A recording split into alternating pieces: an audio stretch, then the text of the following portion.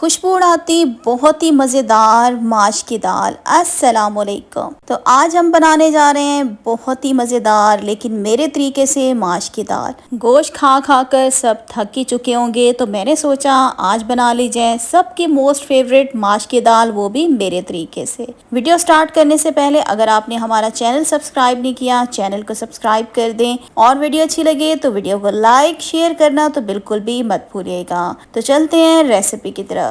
तो यहाँ पे मैंने ले ली है माश की दाल, जो सफ़ेद वाली दाल होती है। यहाँ पे तकरीबन आपको चाहिए होगी 1.5 कप, 1.5 कप ले लिया मैंने। माश की दाल को पहले अच्छे तरीके से साफ़ कर लीजिएगा, इसमें मिट्टी की कंकरियाँ होती हैं। साफ़ करने के बाद इसको आपने बहुत अच्छे तरीके से पानी से धो लेना है ताकि दाल जो है बिल्कुल साफ़ हो जाए। इसके बाद आपने दाल को पानी में भिगो देना है तकरीबन 1 घंटे के लिए। तो अब हम क्या करेंगे, दाल को हमने बॉईल करना है। उसके लिए मैंने एक पतीला रखा और इसके अंदर हमने डाल दी है सारी दाल।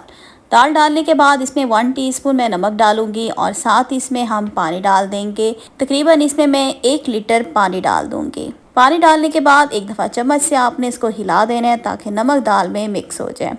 अब हमने इसका ढक्कन बंद कर देना है और मीडियम टू लो फ्लेम पे हमने दाल को गलने के लिए छोड़ देना है। दाल हम इतनी गलाएंगे कि दाल का दाना जो है वो बिल्कुल साबित होना चाहिए, लेकिन दाल होनी गली हुई चाहिए।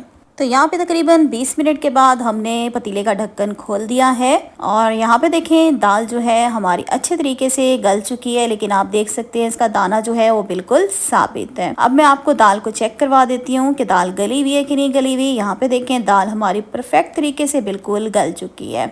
तो बस अब आपने क्या करना है, आपने दाल का जो पानी है उसको छान लेना है। दाल को अलग कर लेंगे, पानी को अलग कर लेंगे, लेकिन आपने दाल वाले पानी को ज़ाया नहीं करना, इसी में हम अपनी दाल को पकाएंगे। और यहाँ पे हमने चूल्हे पे पैन रख दिया और इसके अंदर हम कुकिंग ऑयल डाल रहे हैं तकरीबन 1/3 कप। ऑयल जैसे गर्म होगा इसमें हम डालेंगे कुछ साबित गरम मसाले।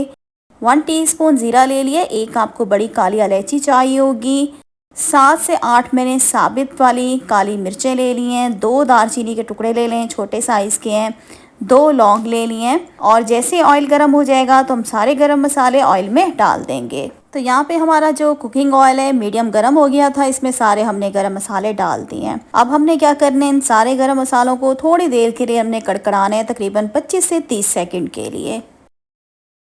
25 से 30 सेकंड के बाद हम इसमें डाल देंगे बारीक कटी हुई प्याज। तकरीबन ये मैंने ले ली है आधा कप।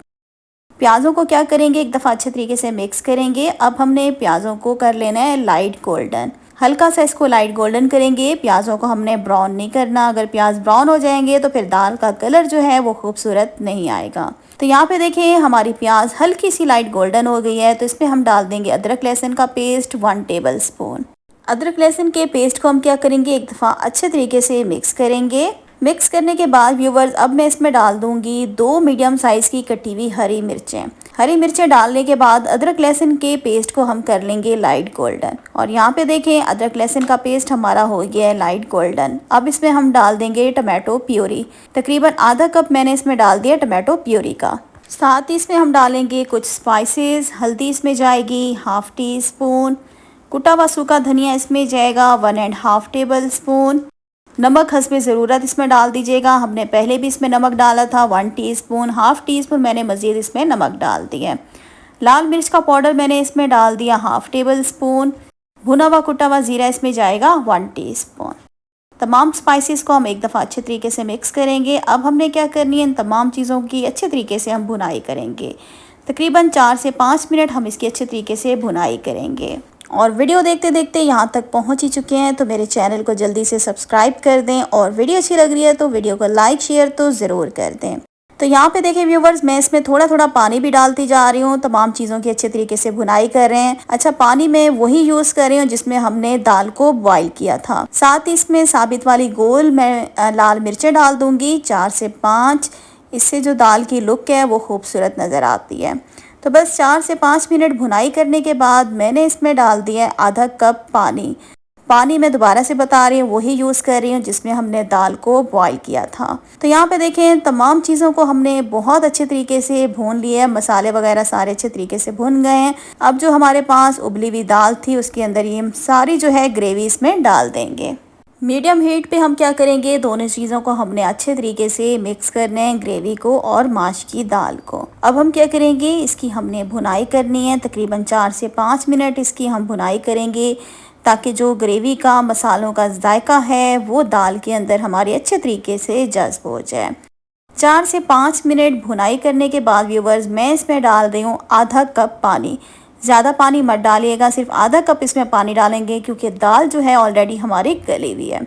एक दफ़ा इसमें हम चम्मच चलाएंगे। अब इसमें हम डाल देंगे खुशबू उड़ाती हुई कसूरी मेथी 1 टीस्पून क्रश करके डाल दी है। गरम मसाला पाउडर मैंने इसमें डाल दिया है 1 टीस्पून। एक दफ़ा क्या करेंगे, इनको अच्छे तरीके से हम मिक्स करेंगे। मिक्स करने के बाद अब आपने हीट जो है वो बिल्कुल लो कर देनी है, ढक्कन बंद कर देंगे और बिल्कुल लो फ्लेम पे इसको हम छोड़ देंगे 10 से 12 मिनट के लिए।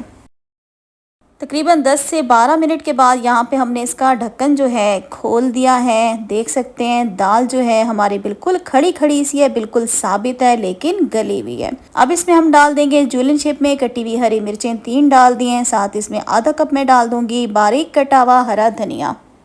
अब यहाँ क्या करेंगे, अच्छे तरीके से इसको मिक्स करेंगे। मिक्स करने के बाद चूल्हा आपने बंद कर देना है। चूल्हा बंद करने के बाद इसको अगेन हम ढक्कन बंद करके 5 मिनट के लिए छोड़ देंगे और इसके बाद मैं आपको इसकी फाइनल लुक दिखाती हूँ। तो ये है जनाब खुशबू उड़ाती माश की दाल की फाइनल लुक। कितनी खूबसूरत नज़र आ रही है ये हमारी माश की दाल। माश की दाल हमेशा जो है आपने इसी तरीके से बनानी है, बिल्कुल खड़ी खड़ी साबित लेकिन गली हुई होनी चाहिए। अगर तो आप इसको बहुत ज़्यादा गला देंगे, मैश कर देंगे, तो फिर माश की दाल खाने का मज़ा बिल्कुल भी नहीं आता। तो एक बार ज़रूर आपने मेरे तरीके से माश की दाल बनानी है, मुझे यकीन है फिर आज के बाद आप इसी रेसिपी से ही माश की दाल बनाया करेंगे। तो आज की वीडियो का मैं एंड करती हूँ। वीडियो को लाइक कर दें, चैनल को सब्सक्राइब कर दें। अल्लाह हाफिज़।